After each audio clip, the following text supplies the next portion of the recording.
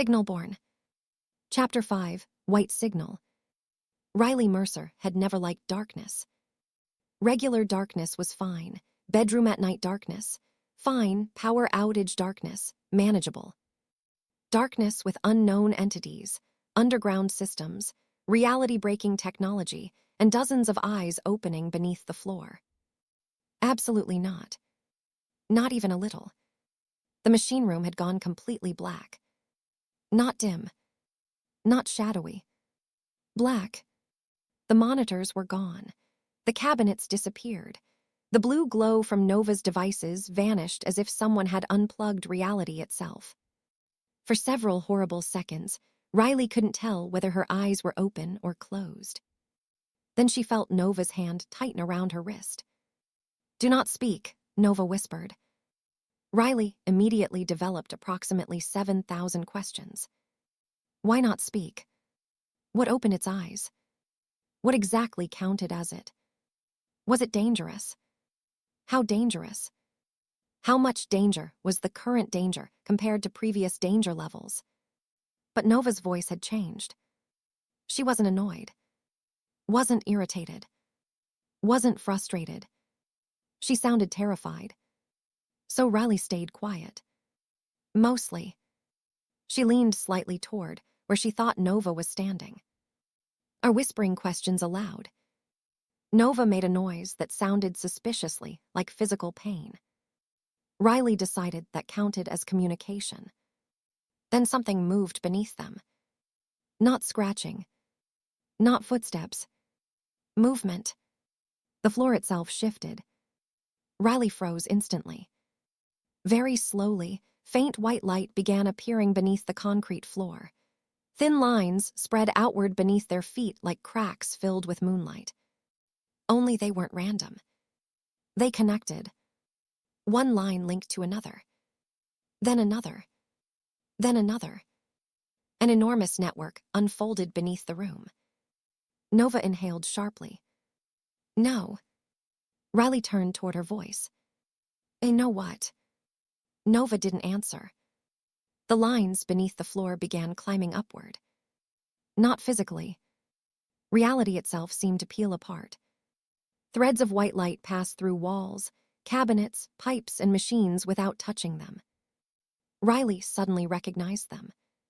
The classroom. She had seen these before. Only now there were more. Thousands. Millions. The entire room looked wrapped in veins of white light. And every single one of them bent toward Riley. Her stomach dropped. Nova. No answer. Nova. Nothing. Nova. Very quietly. Don't move. Riley stared into darkness. That sentence concerns me. The white threads continued moving. Slowly. Deliberately. Like rivers changing direction. Toward her. Toward her hands. Toward her chest. Toward her head. Toward her heart. Riley suddenly became aware of something else. The eyes beneath the floor weren't blinking. They were watching. Watching her. Not Nova. Her. Then the speakers crackled overhead. The calm female voice returned. Primary synchronization confirmed. Riley swallowed. Initial signal alignment complete. The eyes beneath the floor brightened. Nova immediately stepped in front of Riley. Riley couldn't see her. Couldn't really even feel her clearly. But she knew Nova had moved between her and whatever was happening. You shouldn't be here, Nova said. The voice paused. Actually paused. Then, statement unclear. Nova's voice hardened. She isn't ready. Silence. Then, correction. The room trembled. Primary candidate, readiness exceeds projected parameters. Riley slowly looked toward the darkness. I really don't like the phrase primary candidate. Nobody answered. Riley frowned.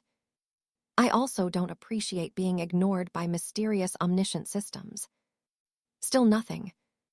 That's becoming a trend. Then the white threads surged upward. Pain exploded through Riley's chest. Not sharp pain. Pressure, like something inside her, suddenly became too bright. Too large. Too powerful. She dropped instantly. Her knees hit concrete. Her hands pressed against her head. Oh God. Memories exploded through her mind. Except they weren't hers. Cities flashed past. Buildings. Faces. Unknown people. Unknown streets. Rain falling over neon lights. A child crying. Someone screaming. Static. Fire. Signal patterns. Millions of pieces of information slammed into her at once. Nova's voice sounded far away. Riley. Riley couldn't hear properly anymore. Voices filled her head. Thousands of voices. Some laughing. Some crying. Some whispering. Some screaming. And then, one voice cut through all of them. Her father's. Dangerous answer. Riley froze. No. That wasn't right. That text message. Earlier. Before all this. Before monsters. Before systems. Before nightmare reality. Before today had become terrible. Suddenly, Riley wasn't standing in the machine room anymore. She stood in her kitchen. Late afternoon sunlight poured through the windows. The television played quietly from the living room. Everything looked normal. Everything felt normal. Her dad stood beside the counter, unpacking takeout bags. He looked up and smiled. Hey, kid. Riley stopped breathing. Dad. He laughed. Who else would I be? Riley stared. Because for one horrible moment, she wanted it to be real. She wanted all of this to disappear. Wanted to wake up and realize she'd fallen asleep during chemistry class. Wanted today to rewind. She took a slow step forward. Dad. He looked confused. What? Riley stared harder. Everything looked right. The kitchen looked right. The counters looked right. The refrigerator magnets looked right. Even the stupid baseball schedule hanging on the fridge looked right. Then Riley noticed something. The clock above the microwave read. 3:17. She stared.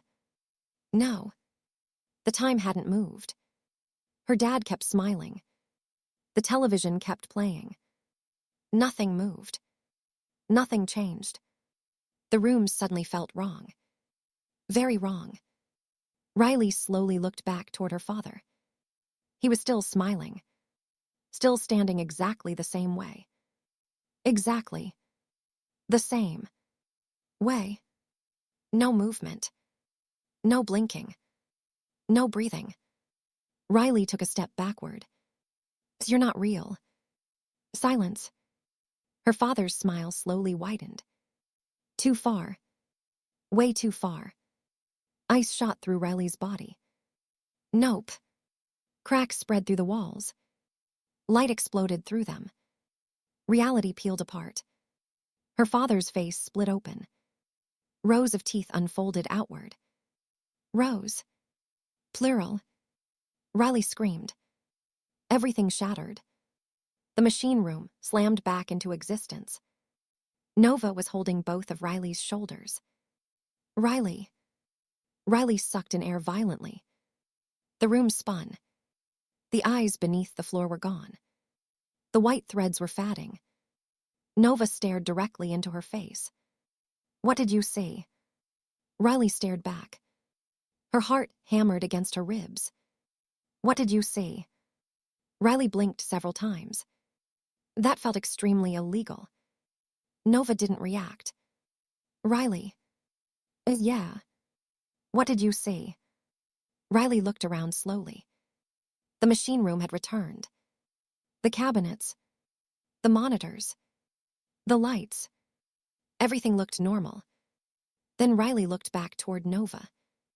And for the first time since this nightmare had started, She wasn't joking. I think something looked back at me.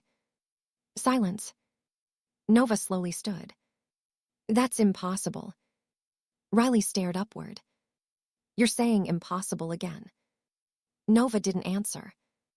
Instead, she stared behind Riley. Riley noticed instantly. Because Nova had gone pale. Again.